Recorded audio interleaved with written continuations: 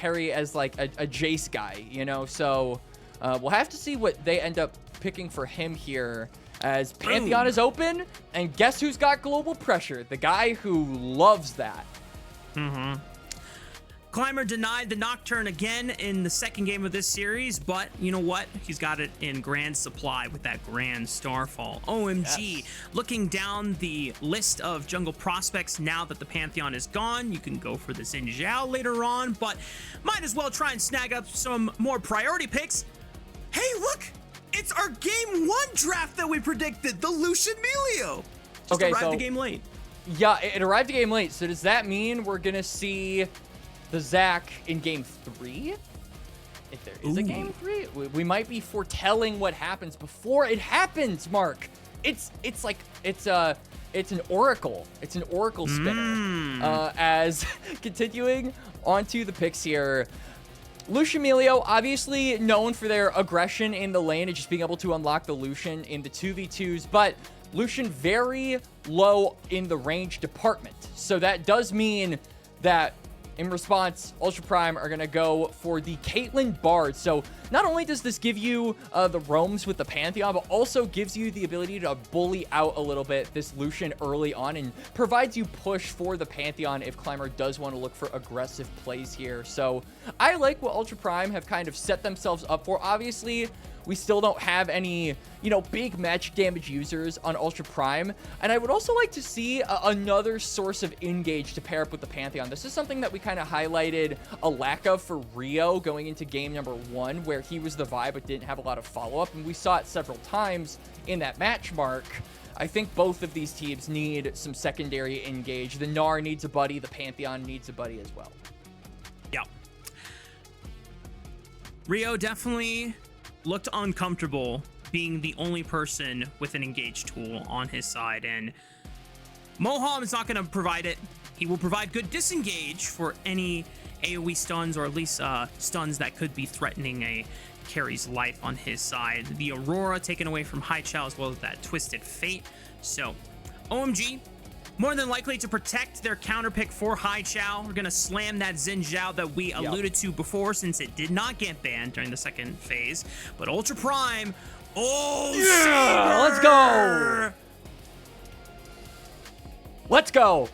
4th melee mid pick of the year for Saber, the melee mid specialist on his comfort champion, to try and give Ultra Prime that 2-0 that can mean the difference between life and death here the remainder of 2026. I absolutely love to see it. And Mark, he slammed that blind, by the way. Akali is not without her own lane counters, so this is Saber saying, you know what, you wanted me to flex my performance in game number 1. Let's do it again in game number 2, and let's do it blind against Haichao's LeBlanc. So a very volatile matchup brewing here in mid lane, and both of these champions wanting to jump out to an early lead. Saber made a name for himself in the scene coming up through Ultra Prime Academy on this Akali. Yep. Being the melee specialist. It is very endearing that we seem to have similar stories in the LPL about mid laners coming up having an affinity for assassins and melee carries. Saber, another one of those. And with potentially Ultra Prime season on the line, doing everything that they can to give themselves the best possible chance of having a split 3, Saber trusts in his signature Akali after a commanding performance on the rise. And Haichao, he's gonna match Flare with his LeBlanc. Yep. Yeah, this is an extremely volatile mid lane matchup here, Mark. I would imagine a lot of attention from not just the junglers, but the supports as well is going to be given over to it. But one thing I do critically and crucially want to highlight is that global pressure from Ultra Prime. Not only do you have the Pantheon Grand Starfall, but you also have the Bard. So the movement from Climber and XiaoXia going to be very important to track, as we are going to move into game number 2. Ultra Prime, their season and their year on the line for this win.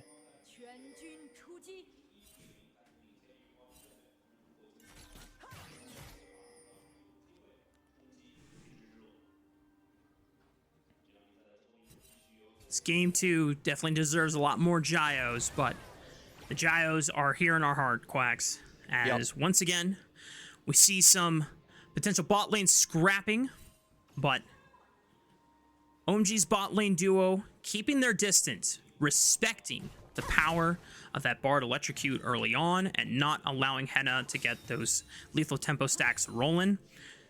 We gotta talk a little bit about these comps here, because this time around, OMG do not have any global pressure to match that of the Pantheon. Their engage is really just Gnar goes big, tries to find a flank and a mega Gnar stun, and Xin Zhao just follows up. And that is not the most inspiring for OMG, who just had a game 1 performance where they were struggling to get the game rolling on their side.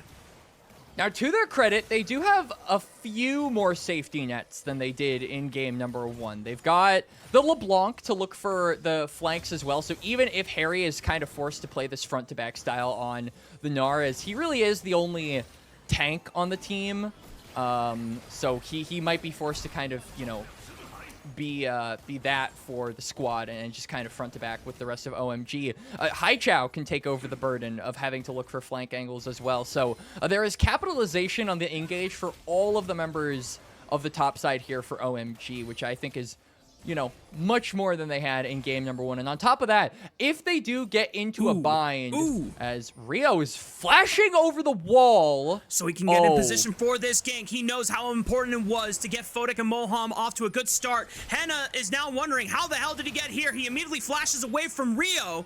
And with XiaoXia pinned in the corner in the Uwu alcove, he's got nowhere to go except to the turret on OMG's side. First blood awarded to Photic.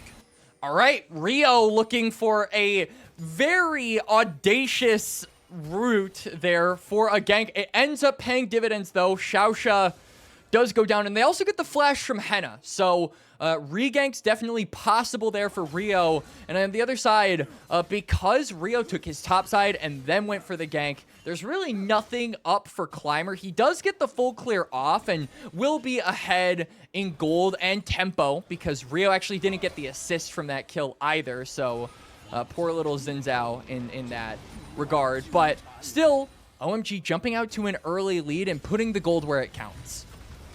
Hery has a massive trade on Asasa, flashes out of the Dark Procession, but Climber is here to ruin his day and his chance for a solo bolo, unless he can get one more on attack, but Sasa flashes into the brush, and Climber stabs him with the spear.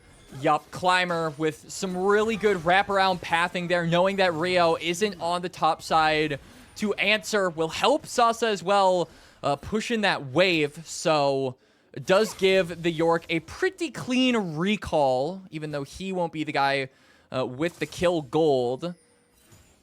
And overall, it's really just about making sure that in this lane, Sasa is able to get to those steel caps to withstand the inevitable ranged harass from the Gnar. If he is just tanky enough to kind of farm minions and not be too concerned about his health pool, where Hery can look for an all-in when he does go mega, that's when the York really starts to win this matchup. So Ultra Prime getting their top laner closer to that kind of area of the 1v1, which is good for them. But on the other side, still, Photic having that kill now has a Caulfield's Warhammer, so just trying to flex that item advantage and really make it difficult for Hena and XiaoXia to leverage that range we talked about in the draft. Meanwhile, Haichao does have a nice CS advantage for himself into Saber. He's running not only the Electrocute, but also a more aggressive Summoner Spell loadout with that Ignite instead of Saber's Teleport, who is just trying to vow for that side lane capability, being able to collapse as Haichao, cheeky little Q, will interrupt the recall there. Oh, wait, Saber? The Observers knew! The Observers knew! He hit level 6! The flash forward for the Q! One more on attack! But it's Haichao that barely outplays him! But a spear flash from Climber avenges his fallen comrade! Yeah, even if Haichao had enough mana for the W, it was probably on cooldown, so Climber makes it a 1-for-1. But a banger anime battle happening there in mid, both mid laners looking for the solo kill. They both end up going down, but Haichao critically going to get the kill gold, so he's going to pick up a lost chapter. Saber will have an alternator, So both getting pretty good mid-game components to continue scrapping, but we saw it on that map there because of the mid lane wave state and because Climber was forced to kind of return back to that top side after getting the kill. That gave Rio the green light to go for the dragon. So OMG jumping out to a neutral objective lead. We'll have to see if they can continue that though, Mark, as these grubs are going to be up in about 2 minutes, and Climber crucially does have that level 6. So now this is the moment where he can do this. Oh, he calls upon the Grand Starfall. Moham immediately deflects it with a Super Mega Ball Fireball kick, but Moham will get clipped by the Cosmic Binding, and Climber bashes the little boy down to the ground. And Ultra Prime secure another kill on their jungler. Yeah, a little bit of an unfortunate flash timing there for Moham. Flashes to try and cover the distance, but the stun from XiaoXia still lands, so the follow-up from Climber is able to be to come through. So 3 kills now going over to the Pantheon. Climber showing his proficiency on this champion. This is, I believe, the only character that he has a 100% win rate on over the course of the split, at least that he's played more than once, Mark. That's pretty damn good sample size right there. I just still can't believe that Saber was willing to take an all-in on a Haichao, even when he had Ignite advantage over him. That's just Giga Chad levels from Saber Collie here. And honestly, if it wasn't for the Ignite, that's a solo kill right there, even without Climber intervening. XiaoXia here just making sure that he is matching Moham's support pressure. And that's all really that results from that. And Ultra Prime are doing something kind of interesting here. The role quests haven't been completed, but they're forcing their Caitlyn, they're forcing their bot lane up towards the top side to try and get that vision. So they really, really want to get these grubs. And they are willing to kind of stall out the role quests in order to do so. I think a big reason for that is Sasa, right? I mean, you've got a lot of side lane pressure with this Yorick and a lot of, you know, tower-taking ability with champions like Caitlyn, who has range, and then Climber, who has that global ultimate. So the side lane threat from Ultra Prime is pretty significant here, and I like that they're playing around that by moving everyone to the grubs. But OMG are here to match, and they've actually got push in bot lane, so Rio's going to be the first one onto this objective instead. OMG recognizing how imperative it would be for Ultra Prime to deny them these grubs. Because like you said, that's a lot of turret split pushing pressure in the Yorick, as well as the pressure from the Caitlyn range alone. But because they invest so many members and are able to bully away Ultra Prime, all 3 grubs look to be secured by Rio Zhao. And so far, despite his lack of presence on the map, being able to find ganks unlike Climber, he at the very least has secured 100% of the neutral objectives in the first 9 minutes. Yeah, it was a pretty costly move from Ultra Prime to you know, delay that role quest of your AD carry and your top laner, I guess, because it was a full swap to go for those grubs, and then it not panning out. So that side lane pressure lost a little bit as XiaoXia hits a cheeky little stun onto Haichao with the Cosmic Binding, but it's not going to be really amounting to much. At the very least, Ultra Prime off of the redeploys are setting up around this bot side river in preparation for the next dragon. Which is coming up in the next minute and 14 seconds here. Ward is spotted out by Climber's control ward that he drops on his way back to the Krugs. Saber looking for another solo kill this time. Haichao forced to flee over the wall. There's a Grand Starfall ready to protect that other side of the Tribush. Temper Fate goes wide from XiaoXia. Hena is checked out. Rio goes aggressive onto Climber. Climber's losing a lot of HP, throws out the Aegis Assault, tries to block as much damage as he can, but Rio slays him where he stands, and the wind becomes lightning, forces Hena to flash away. Yeah, that was a bit of a, I would say, misaimed ultimate there from Climber. Really wasn't synced up with the rest of his team where he landed, and so OMG just kind of picked them apart because they are so separated. More kills going over to OMG, and critically Photic getting some golds to this Lucian. But he gets delayed on the back and has no mana. No flash either, but Hena can't really walk up and punish as well as he would have liked to, off of a really nice timer that XiaoXia found where Moham had based before VODS did. Hery just throws out the ultimate, but goes into mini-Gnar form, and Sasa's gonna have to respect the space for now. Dragon is about to spawn.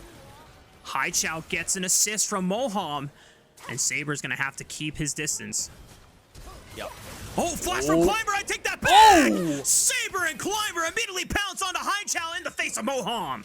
And you blink and you miss it. Haichao just gets blown up as the LeBlanc. Saber goes on and lives as well. Maybe gonna look for a cheeky little plate before, yeah, taking the shuriken back to the Shroud. Also has teleport, so we'll be able to join up with the rest of Ultra Prime, who have started up this dragon on the bot side as well. Climber again with the killer instinct on this Pantheon. He is just doing so well on this champion. Climber secures the dragon, blocks a decent bit of the culling. And VODS and Moham, all they can do is just watch as they go. Oh, that was the way the bad. observers were panicking. I thought XiaoXia might like go over the dragon wall and die or something like that. That's what was I thought giving me... too. Tempered Fate, always about to put a trap right under Rio's feet as well. Moham is able to at least provide him some shielding, but Saber's here for the play as well. But Haichao arrives as well. Saber does not have his ultimate, so can't really contribute much to this one. Climber does fall first, and the rest of Ultra Prime have to be careful because the rest of OMG are trying to circle around them like sharks. Goes back in. Breath of Life gives them a little bit of healing and just makes sure that VODS is not susceptible to an all-in from Akali. Good timer there from OMG to look for an aggressive play, understanding that Saber, no perfect execution, and Ultra Prime just maybe overextending themselves a little bit there. That engage felt kind of scuffed, and OMG managed to punish that a little bit. No objective coming up for quite some time here, Mark. So I suppose now is as good a time as ever to kind of take stock of the inventories of some of these characters. Crucially, we do see the Essence Reaver come through from VODS. So this is a pretty big item spike for Lucian. I'm wondering if OMG in the next couple of minutes or so will be able to capitalize off of the lack of flash from champions like Climber and Hena and XiaoXia, I guess, as well. A little bit slippery on the Bard, but if they can get more gold onto this Lucian, I feel like he's pretty well protected. We've already talked about how OMG sort of have this comp where you have multiple different layers of engage, and I think this would benefit the Lucian the most, just because OMG will be so up in Ultra Prime's face, they're going to have to deal with the front line before they even think about trying to hit onto the Lucian. True.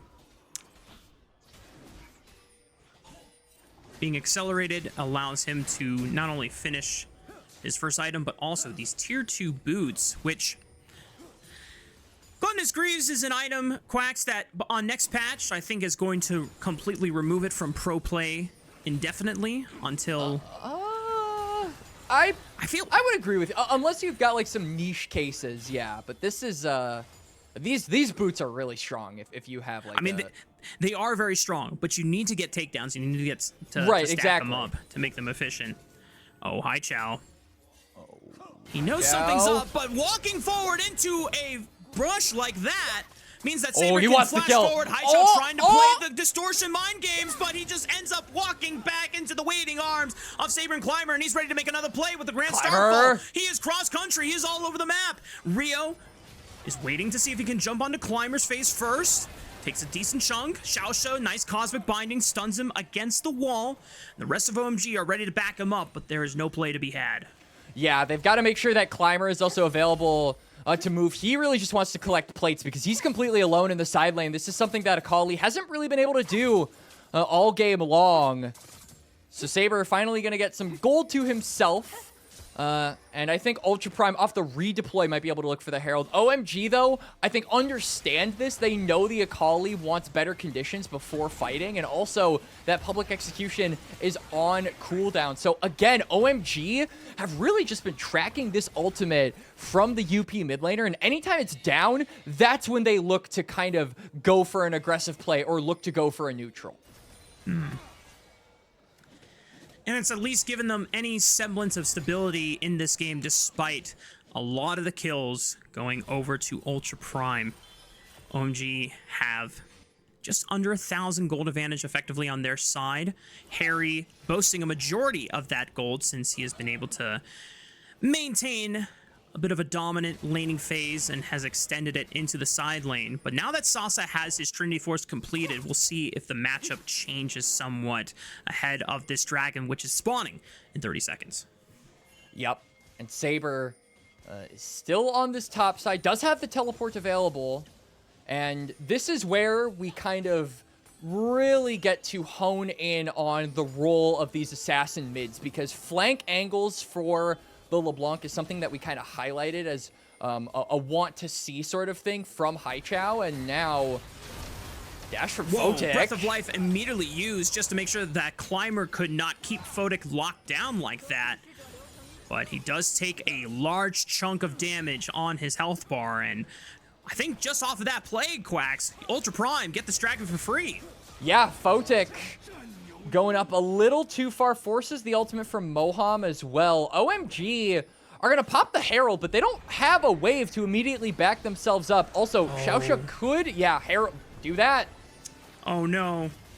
Rio completely punked on his attempt to try and get something back for themselves while the flash was used by XiaoXia to lock him down with the Cosmic Binding. He's slowed, and Saber is on the other side of the wall to pick himself up a freebie. Saber Akali, now 2-1-2. Yup, that kill was delivered on a silver platter, a satin pillow. I mean, Saber could not have asked for a more free lump sum of gold if he tried. So more of that going to be given over to the Akali. Extremely crucial that Saber kind of remains ahead of the curve in this game, because he is the member of Ultra Prime that snowballs, Mark. We haven't really talked about it much in this game, but the scaling element of Ultra Prime is definitely there, right? I mean, you've got scaling from York, you've got scaling from Hena, and so far those members are doing okay at the current moment and just keeping themselves within a relatively comfortable spot, right? Sasa is 1.3k gold behind right now, but Yorick is a pretty low economy champion, so he doesn't need a lot, all right? He can be paid minimum wage, and he'll make the most of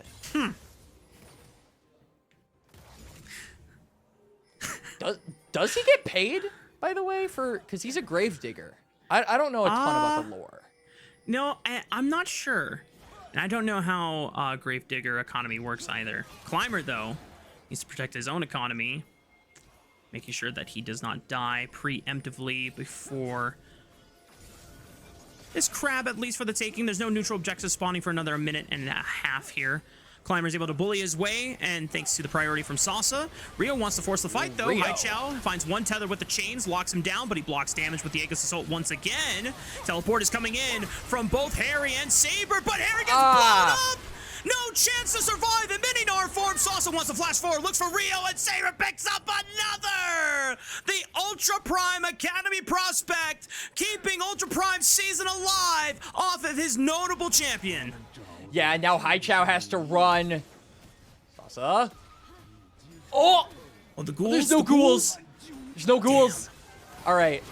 The ghouls, you know, the real ghouls were the friends that we made along the way. Sasa, not going to be able to get that kill, but we'll be able to get the turret. And Ultra Prime jump out now to a 1.8k gold lead mark off the back of what felt like a really, really miscoordinated teleport there from Hery. I think that the idea from OMG to go for that play was actually pretty nice. Rio maybe goes in a little bit early here, but he's got Moham to back him up, right? So you've got the sustain from the Melio, but then you step on a trap, you get CC down. He even flashes into the playpen of Yorick. So there's really nowhere for him to go. He's super doomed. And then all of OMG, who were trying to maybe salvage the situation, they get either chunked or they get killed. And so Ultra Prime now with a major victory over OMG. 2 dragons as well, so this next strike going to be up in about 90 seconds. If they can get this, it would put them on soul point, and they would really be in control of this match. Yeah. Every time we have gotten a fight that features Saber, the observers know that there's a pop-off waiting to happen. You can see from the pans and the zoom-ins, the aura that Saber is emanating in both games 1 and 2 has captivated even the LPL official broadcast at this point. It definitely has, and it's really cool to see Saber, who seldom has been able to pick melee mids over the course of 2026, finally go onto that style in what is likely to be one of the most career potentially defining games for the Ultra Prime members as Tempered Fate. Oh my gosh, Haichao is just getting bogged, but the rest of Ultra Prime, the flash doesn't even happen, as it was Climber that used it to secure the kill on the Haichao after trying to distortion away, and just in time, it's 30 seconds before another Mountain Dragon. Guys, I'm trying to like give a narrative spiel here. Why are we Wing in as LeBlanc? Why are we TPing in as Gnar? Like, come on, let me monologue a little bit. OMG with just some really questionable map play over the last few minutes, Mark. And now, like you said, Ultra Prime gonna give themselves Soul Point, and most importantly, this is Mountain Soul. So these frontliners on the top side of UP are gonna be just that much tankier, and this is going to be so valuable for Saber, right? Because he's gonna have more time in the extended team fights. Hena is gonna have tankier members to kind of hide behind as this Caitlyn. This benefits the backline and the main damage dealers of Ultra Prime so greatly. It doesn't just make them tankier, but it makes their frontline tankier to protect them. It is definitely a shame for Haichao on this LeBlanc, who had the early CS advantage on Saber. He had the pressure, was pushing him in. But Climber has been able to assist Saber on so many plays, and it seems like Haichao has not been able to receive the same support. Hery might now be in trouble, and XiaoXia is there to cut off his retreat path. Temper Fate at the ready. He's going to use it to knock out the turret and allow Saber to get another free kill without any turret shots coming his way. Really smart ultimate there from XiaoXia. Disables the tower and just makes sure that even if he tries to run away, there's nothing really on the map that can save him. So free kill going over to Ultra Prime, and now Saber 5-1-2 on the Sakali. Observers toggling over to the Maiden and the Ghouls just because that gives Ultra Prime a little bit of side lane threat that they could look to capitalize off of, but most of them are on this bot side, Mark. So maybe not going to be capitalized on right away, but that Maiden is just taking the turret. All right, Rio will respond to it. Just hashtag York things, baby. Sasa allowing the Fair Maiden to do the dirty work while he already sets off onto the bot lane to carry away another split pushing adventure. Haichao, Proto Belt in just to get a decent chunk on a XiaoXia. Ignite ticking away, but Fodic has to call upon the assistance of the rest of the squad since Saber was getting ready to threaten. Perfect execution already used, and OMG at least respect the space taken up by Ultra Prime. Really, there was no one to join Saber up in the fight, so I'm glad that he shows a little bit of restraint, doesn't use the Q2, or the R2, I should say, of the perfect execution to go further into enemy territory. Just decides to cut his losses and now puts himself on a side lane play. So this is kind of something that I'm glad we're seeing from Ultra Prime now. I think Saber with his mobility, you know, combined with the Proto Belt that we see from him as well, like, it's very difficult to catch this Akali out. Speaking of getting caught out, XiaoXia is going to take a little bit of damage, but we'll be able to walk away from that. But yeah, the Akali mobility combined with the Yorick, that's a pretty dangerous side lane threat. OMG are not going to press further for it. They secure the crab. That's all that they want. Speaking of which, Quax, Rio is flourishing the Dusk and Dawn second. For those that don't know, Xin Zhao got hella AP buffs on this most recent patch. Well, that and Dusk and Dawn is basically now the AP version of Divine Sunder, right? Because you've got the healing coming through, so this gives Xin Zhao, not only does he, you know, like you said, have those AP buffs to be able to capitalize off of it, but the healing just means it's really good for the sustained fights that he can get from it. So basically, we've got Climber with the original, and then Rio with the Netflix adaptation. Yes. Exactly like that. And I think the one benefit that this might have for OMG's composition is that if you cannot keep Rio stunned up or CC'd, and he is continuously auto-attacking, he will be hard to kill. Yeah. The healing and the AP ratios are bonkers. So we will see if Ultra Prime recognize that and focus all of their lockdown on eliminating him first, just to make sure he doesn't get to do some of the BS AP Xin Zhao things that we have seen in our own solo queue and flex adventures, Quax. Oh yeah, you and I have had some adventures in the past, for sure, Mark, as Ultra Prime's adventures could look to continue in 2026. I mean, they are 3K gold up over OMG. Dragon is going to spawn in a little less than 30 seconds. If they get this, it'll be Soul, and that just really increases their chances of winning this game. And if they 2-0 again, can't emphasize this enough, a 2-0 from UP is required in order to keep their year alive. It's not fully in their hands, but they need to get this win. Temper Fate looks for a play. Haichao dodges it with a well-timed rocket belt usage. Rio still waiting in the line brush. Breath of Life used just to make sure that Fodak escapes the stun from Climber. Really big opens ultimate. Up from Fodak. Decent chunk on to Salsa and Hena. OMG trying to force this space, knowing how imperative it is to make sure that they deny this Mountain Soul away from Ultra Prime. And Salsa does have teleport. Hena does not. So he's going to try to sustain off the wave. Hena. Haichao looks for the play, but Hena's able to keep himself safe, but Haichao just can't get it done. The Barry the Flash used now. Saber unloads, ready to find OMG members one after another. He keeps his second cast.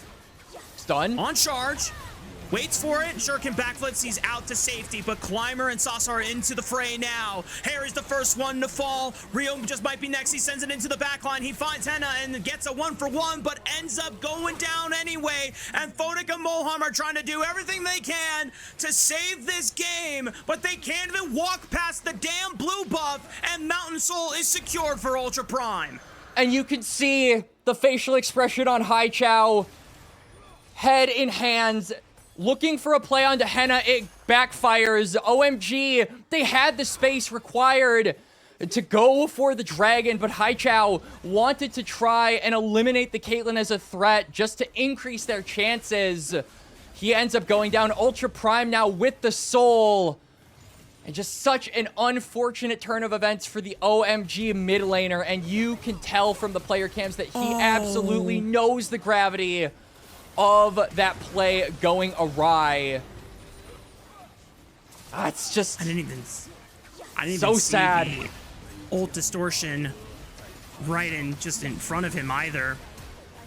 Haichao knows, even in a series where the results do not change the outcome of OMG season, you can tell that it weighs heavy to be potentially ending this regular season with 0 series wins in Group Nirvana. Yeah, it really does. And, you know, just even like taking a look, actually at top lane, potentially, as Sasa is level 17. This man is extremely tanky. And a teleport is coming in from Hery just to back them up and make sure that this play goes off without any hitches. But a Tempered Fate will stall it out. Climber and XiaoXia arrive. They've got more reinforcements arriving as well. Rio throws down the Crescent Guard. Just cannot get enough damage down onto Sasa. And Climber's now leading the charge with a Grand Starfall and separates OMG members one after another. Haichao cut off from the pack, and there's only a trio left to the Wolves of Ultra Prime, ready to sink their Saber things into them. OMG are actually able to make it out alive. Haichao keeping his distance, but there is a Baron to play for, and no jungler for the side of OMG. Yep, 30 seconds left until Rio comes up. Haichao at about 50% rather. HP. XiaoXia's gonna face check the bush, but I mean, you've got Mountain Soul, you've got the Celestial opposition, you're plenty tanky as this Bard. Ultra Prime should have no problem going for this, but Saber wants the aura points. He dodged the W. He dodged Oh! Saber! You madman! The Saber Kali unmatched in aura. Yup. Aura check successful. Saber gets the play on his premier Akali champion, and Ultra Prime with 5 members alive and Baron buff in tow should look to get this 2-0 and keep their chances at remaining in the season 2026 alive, Mark. It is one thing to close out your season with a dub, but it's another to do it in such style points. Saber going absolutely crazy in this series. Give him another MVP. Give him player of the match. I'm ready to see Saber play out more Ultra Prime. Finish with a 2-0 sweep over OMG. And a triple kill to end it off. For the Ultra Prime mid laner, Mark, a statement series, not just for UP, who are now able to keep their season alive, right? It is no longer in their control. They did all they could. It is completely reliant on the results of EDG versus Thunder Talk. But if this was any indication, even if the Ultra Prime that we see now does not play in split number 3, the performances from the players, they absolutely should have a place in the LPL, in my opinion. Saber, that performance alone, I want to put you down in my Group Nirvana All-Pro, man. That was incredible. Yeah. And just being able to see such confidence radiate from this guy in a must-win series, not even for the guarantee, but just everything that Ultra Prime could do left in their power to make sure that they have a split 3 to play for. Now it all depends on the outcome of a Thunder Talk and EDG series, where if EDG 2-0 Thunder Talk, Ultra Prime will get in.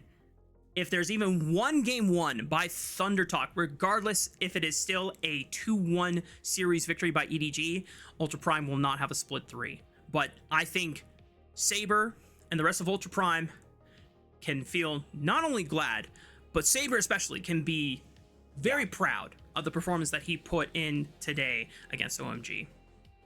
Saber and Climber both, honestly. Like, Saber had the flashiest moments for sure and deserves his kudos for the series, especially on the Akali in game number 2. But Climber on the Pantheon, I mean, this man, give him something that has global pressure, and you're going to be feeling the pressure. This is a champion he absolutely loves, and every time he's given it, he performs really, really well. So, want to highlight the mid jungle of this team, but Saber, of course, standing alone as probably the most likely candidate for, player of the game in game 2, and then subsequently player of the entire series, because he really did put on an amazing performance in both games and did it in his style, that flashy, high octane sort of Saber way that we've wanted to see throughout the year, but have seldom gotten even glimpses of, Mark.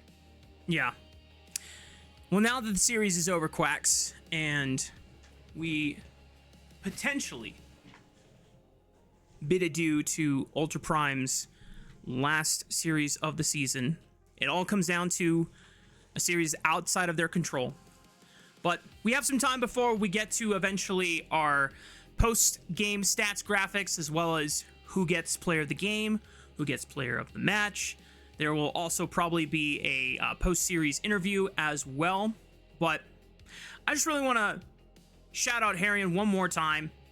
It is not easy to support a team that has had a historically losing record like Ultra Prime. It's hard. But there comes a lot of... I struggle to find the word, but there is some level of pride of being able to support the team through the good and the bad, and in this case, mostly bad for many, many years. But Hery stated that Saber is the player that made them want to learn mid and play League, and being able to see the crazy plays on this Akali, I get it, man. I get it. Yeah. No, I'm like the Danny DeVito meme. Oh my God.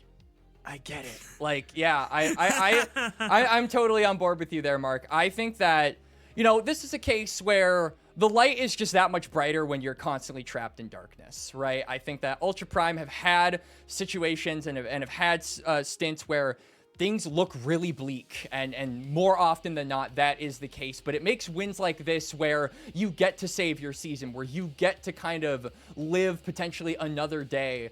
When these kinds of things happen, it just feels that much better. So I think to Hery and all of the people that support Ultra Prime, like, this win has got to feel so nice, right? Because even though it doesn't guarantee you a place in split number 3, it gets you one step closer, and it just is probably a massive weight off your chest, right? Like, you are probably way more nervous about this series than you are about Thunder Talk EDG, because it's your team. You want to see your team doing well, and if they drop the ball, then you get a lot sadder than if it was just 2 other teams that you're not really opinionated on. And if it is actually turns out that Thunder Talk qualifies over Ultra Prime to split 3, then you can feel proud that your team, the one that you've put so much love and passion into supporting, went out in a baller state like this, being able to throw down the opposition without any real semblance of a challenge. Obviously, a couple bumps here and there, but overall, a very, very dominant performance from Ultra Prime on potentially their swan song of the year. But if things turn up for the better and fate smiles in their direction, then I'm excited to look forward to more Ultra Prime in Split 3.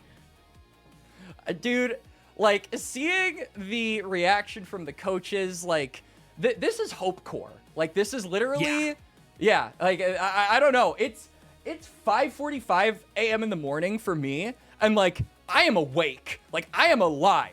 Like, this, I don't know, was a feels good moment for sure for Ultra Prime. But unfortunately, in the manner of competition, Mark, every feels good moment for the winner has to be a feels bad moment for the loser. And unfortunately, that is the case for OMG, who dropped down to 0-5. That is their last series, not only of the split, but of the year.